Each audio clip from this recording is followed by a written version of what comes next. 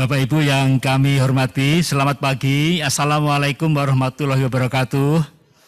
Salam sejahtera untuk kita semua.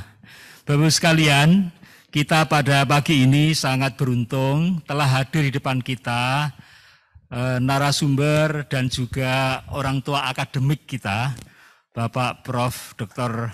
Atwi Suparman,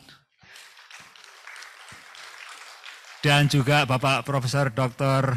Eko Indrajit sudah bersama-sama kita. Kami ucapkan selamat datang, Prof. Untuk kesempatan yang pertama ini, izinkan kami mendampingi Bapak Profesor Dr. Atwi Suparman. Kepada Bapak, kami persilahkan ke podium. Bapak Ibu sekalian, secara singkat ingin kami bacakan CV Bapak Profesor Atwi Suparman.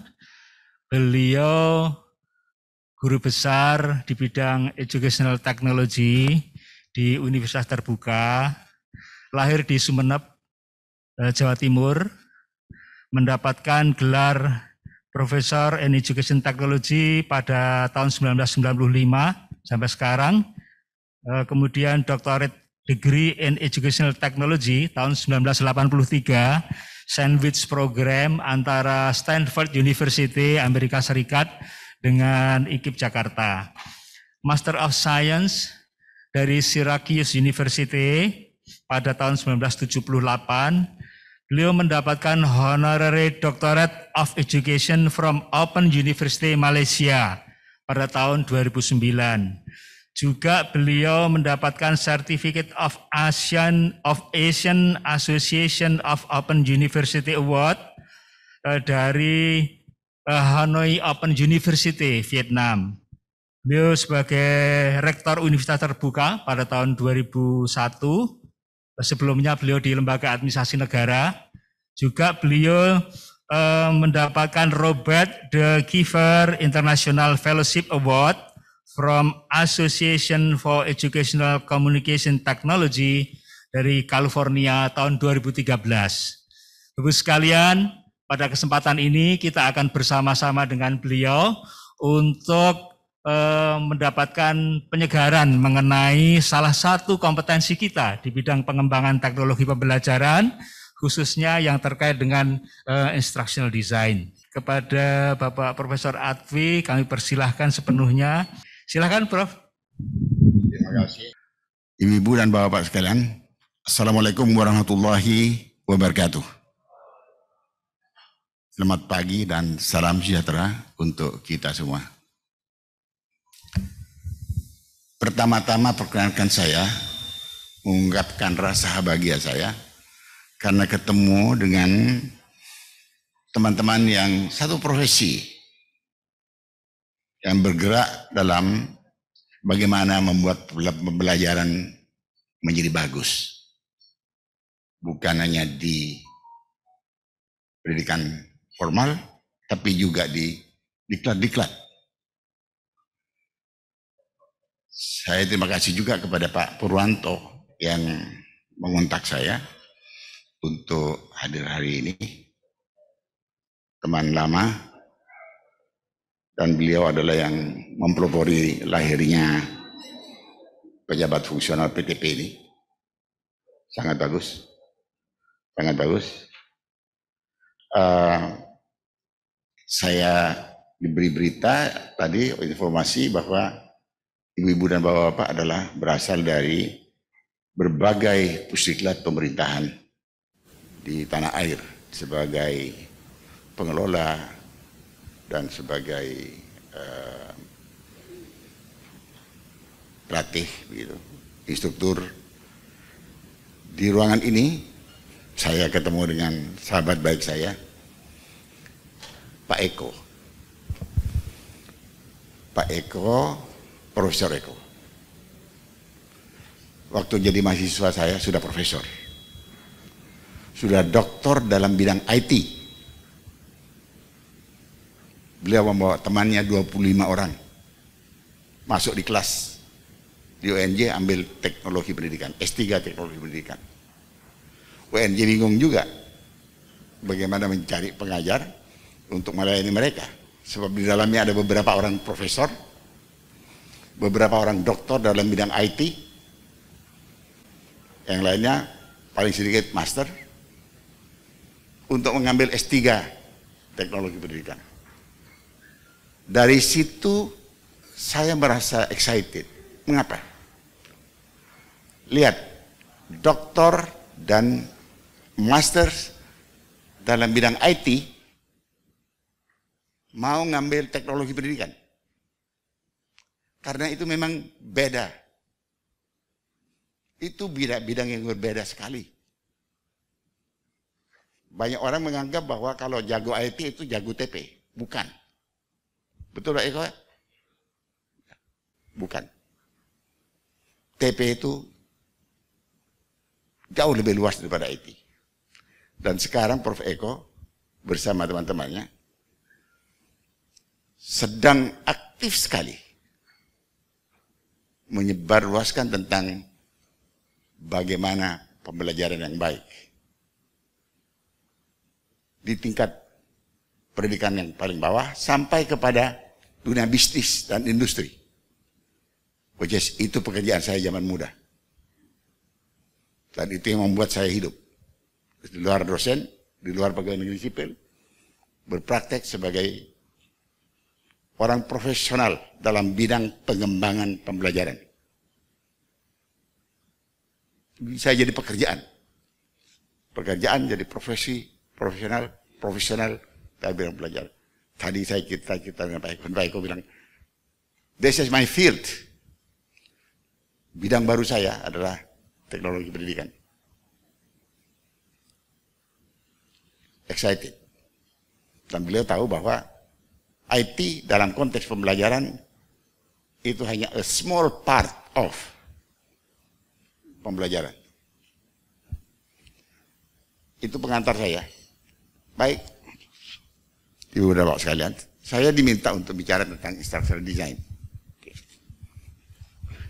Instructional design adalah salah satu bidang dalam teknologi pendidikan. Tapi bidang ini, bidang yang one of the most important things dalam teknologi pendidikan. Itu instructional design. Desain pembelajaran, terjemahan dari instructional design. Pembelajaran itu terjemahan dari instruction. Kalau belajar, terjemahan dari learning. Learning adalah proses bagaimana kita menerima informasi, pengetahuan masuk di kepala kita. Kita proses sebagai learner. Lalu kita gabungkan dengan pengetahuan yang sudah ada di kepala kita. Keluarkan lagi sebagai sesuatu perpaduan antara pengetahuan yang baru dengan yang lama. Sebagai produk yang mensintesis. Itu learning. Learning. Jadi proses yang ada di kepala manusia yang belajar. Pembelajaran itu bukan. Pembelajaran bagaimana membuat resep. Membuat resep, seperti dokter membuat resep. Supaya learning terjadi. Itu pembelajaran. Saya ingin berangkat dengan definisi, bukan karena apa-apa. Supaya kita satu pikiran bahwa kita akan bicara tentang ini. Bukan bicara hal yang lain. Instruction design, desain pembelajaran yang ini. Karena hanya yang ini dalam ilmu teknologi pendidikan, hanya ini instruction design. Oke. Instruction design means more than literally creating instruction. It is associated with the broader concept. Jadi konsep yang lebih besar of analyzing human performance problem systematic,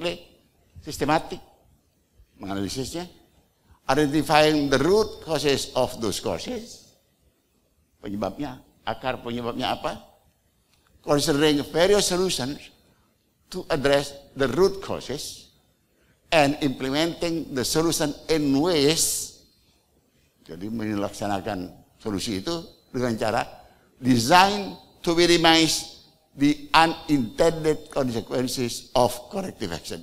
Ini kata kunci yang sangat-sangat penting. Mengapa dilakukan instruction design adalah untuk meminimalkan akibat-akibat yang tak dimaksudkan, akibat-akibat yang tak diharapkan untuk perbaikan. Jadi kalau orang berpraktek dalam pembelajaran tidak menggunakan instruction design, itu akan terjadi banyak sekali akibat-akibat yang tak diharapkan. Dan tidak tahu bagaimana cara memperbaikinya yang runtut, yang teratur. Oke. Ini, sorry. Oke. Instruction design, ini definisi yang kedua. Definisi yang kedua, instruction design is an interactive process. Proses interaktif of planning performance objective dalam merencanakan tujuan kinerja, selecting instructional strategies dalam memilih strategi pembelajaran, choosing media and selecting or creating materials.